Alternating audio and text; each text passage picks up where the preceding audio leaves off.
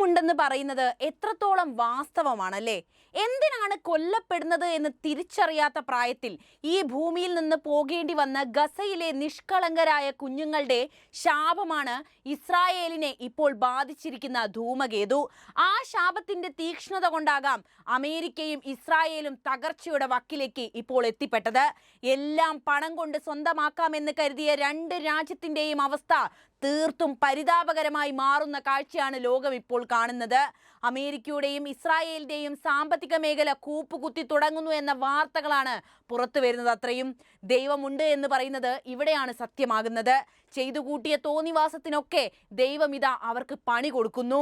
പാവപ്പെട്ടവരെ, ദുർബലരായ മനുഷ്യരെ പീഡിപ്പിച്ചവർക്ക് ദൈവമിതാ ശിക്ഷ നടപ്പിലാക്കിയിരിക്കുന്നു. അനിവാര്യമായ ശിക്ഷ തന്നെ. ഇറാനെതിരെ അമേരിക്കയുടെ വാക്കും കേട്ട് പടപ്പുറപ്പാട് നടത്തിയ ഇസ്രായേലിന് തക്ക ശിക്ഷയാണ് ഇപ്പോൾ കിട്ടിക്കൊണ്ടിരിക്കുന്നത്. സാമ്പത്തികപരമായി രാജ്യം തകരുന്നതും ആഭ്യന്തര പ്രശ്നങ്ങൾ മറച്ചുപിടിക്കാനും വേണ്ടി പാടുപെടുകയാണ് ഇസ്രായേൽ ഭരണകൂടം. അമേരിക്ക എന്ന പവർ കൂടെയുണ്ടെന്ന ഒറ്റ അഹങ്കാരത്തിനു മേലെയാണ് ഇവർ ഈ തോന്നിവാസങ്ങളൊക്കെ കാണിക്കുന്നത് എന്ന് ഇറാന്റെ പരമോന്നത നേതാവ് ആയത്തുള്ള അലി ഖമേനി പറഞ്ഞത് എത്രത്തോളം ശരിയാണല്ലേ? സ്വന്തം രാജ്യത്തെ ജനതയുടെ ജീവൻ പണയപ്പെടുത്തിക്കൊണ്ടാണ് ഇറാനെതിരെ ഇസ്രായേൽ നിറയൊഴിച്ചത്. ഇസ്രായേലിന്റെ ഇത്തരം നടപടികൾ മുഴുവൻ ബാധിച്ചത് ആ ജനതയെയാണ്. എന്നിട്ടും യുദ്ധം തുടരുകയാണ് അവർ. ഹമാസിനെ നാമാവശേഷമാക്കുമെന്നും പറഞ്ഞുകൊണ്ട് ഇസ്രായേൽ ചെയ്തത് എന്താണ്? പാതിവെന്ത ഗാസയെ മുഴുവനായും ചുട്ടരിച്ചു. ഗസയിൽ കഴിയുന്ന അവസാന ഫലസ്തീനിയനെയും ഇല്ലാതാക്കിയില്ലെങ്കിൽ സ്വന്തം മണ്ണിന് വേണ്ടി അവർ വീണ്ടും കലഹിക്കുമെന്ന് ഇസ്രായേലിന് വ്യക്തമാണ്. അതുകൊണ്ടാണ് അവർ ഇങ്ങനെയൊക്കെ ചെയ്തത്. പൂർണ്ണമായും ഗസയെ നശിപ്പിച്ച് അമേരിക്കയുടെ കാൽ കീഴിൽ പണയം വെക്കുക എന്നതാണ് ഇസ്രായേലിന്റെ ലക്ഷ്യം.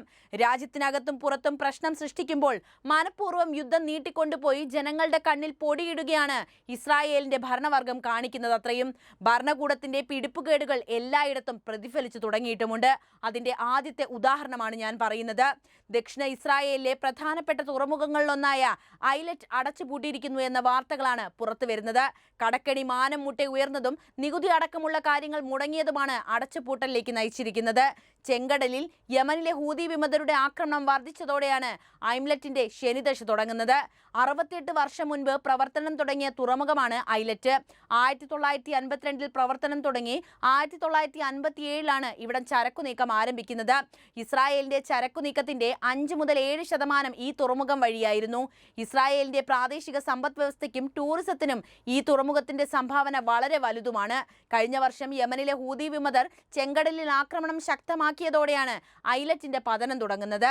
ചൈനയിൽ നിന്ന് വാഹനങ്ങൾ ഇറക്കുമതി ചെയ്യുന്നതും വളങ്ങൾ, അതുപോലെ ധാതുക്കൾ എന്നിവ ഇറക്കുമതി ചെയ്തിരുന്നതും ഈ തുറമുഖം വഴിയായിരുന്നു. 2023 ആദ്യ 10 മാസത്തിനിടെ 134 കപ്പലുകളും 1.5 ലക്ഷം വാഹനങ്ങളും ഇതുവഴി ഇറക്കുമതി ചെയ്തു. എന്നാൽ ആ വർഷം നവംബർ മുതൽ തുറമുഖത്തിന്റെ പതനം തുടങ്ങി. ഹൂതികൾ ആക്രമണം ശക്തമാക്കിയതോടെ 2024 മാർച്ച് എത്തിയപ്പോൾ ഇറക്കുമതിയിൽ 85% കുറവുണ്ടായത്. 2024 മാർച്ചോടെ പകുതിയിലധികം തൊഴിലാളികളെ പിരിച്ചുവിടുകയും ചെയ്തു. കമ്പനി പ്രതിസന്ധിയിലായ കാലത്തെല്ലാം തൊഴിലാളികൾക്ക് കൃത്യമായി ശമ്പളം നൽകാൻ മാനേജ്മെന്റ് പ്രത്യേകം ശ്രദ്ധിച്ചിരുന്നു. ഇത്രയൊക്കെ ചെയ്തിട്ടും അതിജീവനം പൂർത്തിയാക്കാൻ സാധിക്കാതെ വന്നതോടെയാണ് ഇപ്പോൾ അടച്ചുപൂട്ടൽ നേരിടേണ്ടി വന്നത്. എന്തായാലും ഇസ്രായേൽ സംഭവിച്ച ഈ പതനം ഇന്ത്യക്ക് ഗുണകരമായിട്ടുണ്ട്. അതെങ്ങനെയാണെന്നല്ലേ? അദാനിയുടെ പോർട്ട് ഐലറ്റ് പ്രവർത്തനം അവസാനിപ്പിച്ചതോടെ ഇസ്രായേലിൽ ചരക്കു നീക്കത്തിന്റെ പ്രധാന വഴിയായി ഇന്ത്യൻ ശതകോടീശ്വരന്റെ ഉടമസ്ഥതയിലുള്ള ഹൈഫ തുറമുഖം മാറുകയാണ്. 2023 അദാനി പോർട്സ് ഉൾപ്പെടുന്ന കൺസോർഷ്യം ഈ ഹൈഫയിൽ ഓഹരി പങ്കാളിത്തം നേടുന്നത്. 9400 കോടി രൂപയ്ക്ക് 70% ഓഹരികളാണ് അദാനി പോർട്ട് സ്വന്തമാക്കിയത്. ടെൻഡറിൽ രണ്ടാമതെത്തിയ കമ്പനി മുന്നോട്ട് വെച്ചതിനേക്കാൾ 55% തുകയ്ക്കാണ് അദാനി അടങ്ങിയ കൺസോർഷ്യം ഈ തന്ത്രപ്രധാന തുറമുഖത്തിൽ പങ്കാളിത്തം നേടിയത്. ഹൈഫ പോർട്ട് കമ്പനിയുടെ എക്സിക്യൂട്ടീവ് ചെയർമാനായി ഇന്ത്യയിലെ ഇസ്രായേൽ മുൻ അംബാസിഡർ റോൺ മാക്കയെ നിയമിച്ചത് വലിയ വിവാദത്തിനും ഇടയാക്കിയിരുന്നു. ഇന്ത്യയിലെ പ്രതിപക്ഷ പാർട്ടികൾ ഈ നിയമത്തിനെതിരെ രംഗത്ത് വരികയും ചെയ്തിരുന്നു. കഴിഞ്ഞ 2 വർഷമായി ഗസയിലെ കുഞ്ഞുകുട്ടികളെ പോലും ചുട്ടരിക്കാൻ വേണ്ടി ആയുധമുണ്ടാക്കിയെടുത്ത ഇസ്രായേലിന് കനത്ത തിരിച്ചടിയാണ് ഇതിലൂടെയൊക്കെ ലഭിച്ചിരിക്കുന്നത്.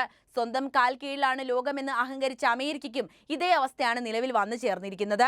അതായത് അമേരിക്കയുടെ സാമ്പത്തിക മേഖല കൂപ്പുകുത്തുകയാണെന്നും അതുപോലെ തന്നെ 2008 സംഭവിച്ചതുപോലെ ഒരു സാമ്പത്തിക മാന്ദ്യം അമേരിക്ക നേരിടേണ്ടി വരുമെന്നാണ് പുറത്തുവരുന്ന റിപ്പോർട്ടുകൾ ചൂണ്ടിക്കാണിക്കുന്നത്. ഇതേ അവസ്ഥയാണ് ഇപ്പോൾ ഇസ്രായേലിലും വന്നു ചേർന്നിട്ടുള്ളത്.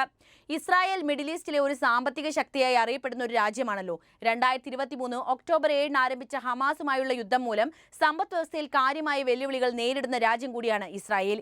ഈ യുദ്ധം ഗസയിലെ തുടർച്ചയായ സൈനിക നടപടികൾ, ലെബനിലെ ഹിസ്ബുള്ളയുമായുള്ള അതിർത്തി സംഘർഷങ്ങൾ, ഇറാനുമായി വർദ്ധിച്ചു വരുന്ന ഭീഷണികൾ എന്നിവ ഇസ്രായേലിന്റെ സാമ്പത്തിക സ്ഥിരതയെ കാര്യമായിട്ട് ബാധിച്ചിട്ടുണ്ട്. യുദ്ധം മൂലം ഇസ്രായേലിന്റെ സമ്പദ് വ്യവസ്ഥയ്ക്കുണ്ടായ ആഘാതങ്ങളെക്കുറിച്ചും അതിന്റെ ദീർഘകാല പ്രത്യാഘാതങ്ങളെക്കുറിച്ചും പറയാം. യുദ്ധത്തിന്റെ സാമ്പത്തിക ചെലവുകളെക്കുറിച്ച് തന്നെ തുടങ്ങാം. 2023 ഒക്ടോബർ 7 ഹമാസിന്റെ ആക്രമണത്തിന് ശേഷം ഇസ്രായേൽ 3,60,000 റിസർവിസ്റ്റുകളെ വിന്യസിച്ചു. ഇത് തൊഴിൽ ശക്തിയുടെ 8 മുതൽ 10% വരെ ബാധിച്ചിട്ടുണ്ട്. ഈ വിന്യാസം ഹൈടെക് നിർമ്മാണം, കൃഷി തുടങ്ങിയ പ്രധാന മേഖലകളിൽ തൊഴിലാളി ക്ഷാമത്തിന് കാരണമായി. 2023 4ാം പാദത്തിൽ ഇസ്രായേലിന്റെ മൊത്ത ആഭ്യന്തര ഉൽപാദനം 19 മുതൽ 21% ചുരുങ്ങി. ഇത് പ്രതീക്ഷിച്ചതിലും വലിയ തോതിലുള്ള സാമ്പത്തിക മാന്ദ്യത്തെ സൂചിപ്പിക്കുന്നുണ്ട്. സ്വകാര്യ ഉപഭോഗം 26.9% കുറഞ്ഞപ്പോൾ ബിസിനസ് നിക്ഷേപം 67.8% ഇടിഞ്ഞു. കയറ്റുമതിയും ഇറക്കുമതിയും യഥാക്രമം 18.3%, 42% എന്നിങ്ങനെ കുറഞ്ഞു. യുദ്ധവുമായി ബന്ധപ്പെട്ട ചെലവുകൾ 2023-25 കാലയളവിൽ 250 മുതൽ 255 ബില്യൺ ഷെക്കലുകൾ, അതായത് 66 മുതൽ 67 ബില്യൺ ഡോളർ എന്ന് കണക്കാക്കപ്പെടുന്നുണ്ട്. 2024 പ്രതിരോധ ബജറ്റ് GDP-യുടെ 7% ഉയർന്നു. 2022 അപേക്ഷിച്ച് ഇത് ഇരട്ടിയാണ്. ഈ വർധനവ് റിസർവിസ്റ്റുകളുടെ ശമ്പളം, അതുപോലെ അയൺ ഡോം പ്രതിരോധ സംവിധാനത്തിലുള്ള ഇന്റർസെപ്റ്ററുകൾ, മറ്റ് സൈനിക ഉപകരണങ്ങൾ എന്നിവയ്ക്കുള്ള ചെലവുകളാണ്. 2024 ബജറ്റ് കമ്മി GDP-യുടെ 8% കവിഞ്ഞത്.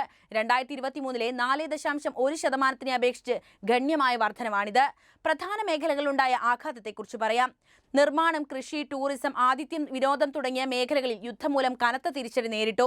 85,000 മുതൽ 1 ലക്ഷം ഫലസ്തീനിയൻ തൊഴിലാളികൾക്ക് ഇസ്രായേലിൽ പ്രവേശനം നിരോധിച്ചതും 9,855 തായ് തൊഴിലാളികൾ ഉൾപ്പെടെ വിദേശ തൊഴിലാളികൾ രാജ്യം വിട്ടതും നിർമ്മാണ മേഖലയിൽ 14% GDP-യുടെ ഭാഗമായ ഒരു പ്രധാന തൊഴിൽ ശക്തിയെ തകർത്ത് കളയുന്നതാണ്. 2023 ഫെബ്രുവരിയിൽ 3,19,100 സന്ദർശകരിൽ നിന്ന് 2024 ഫെബ്രുവരിയിൽ 68,000-ലേക്ക് കുത്തനെ ഇടിഞ്ഞു. ജെറുസലേമിലെ ഓൾഡ് സിറ്റിയിലെ സുവനീർ കടകൾ ഉൾപ്പെടെ ബിസിനസ്സുകളൊക്കെ തകർന്നടിഞ്ഞു. എന്നിരുന്നാലും ഹൈടെക് മേഖല GDP-യുടെ 20%, 64% കയറ്റുമതി വഹിക്കുന്ന യുദ്ധത്തിൽ താരതമ്യേന സുരക്ഷിതമായി തുടരുന്നുണ്ട്. 2024 ആദ്യപാദത്തിൽ ഇസ്രായേലി സ്റ്റാർട്ടപ്പുകളിലേക്ക് $2 ബില്യൺ നിക്ഷേപമാണ് ഒഴുകിയെത്തിയത്. 400-ലധികം ബഹുരാഷ്ട്ര കോർപ്പറേഷനുകളും പ്രവർത്തനം തുടരുന്നുണ്ട്. ദീർഘകാല പ്രത്യാഘാതങ്ങളെക്കുറിച്ച് പറയാം.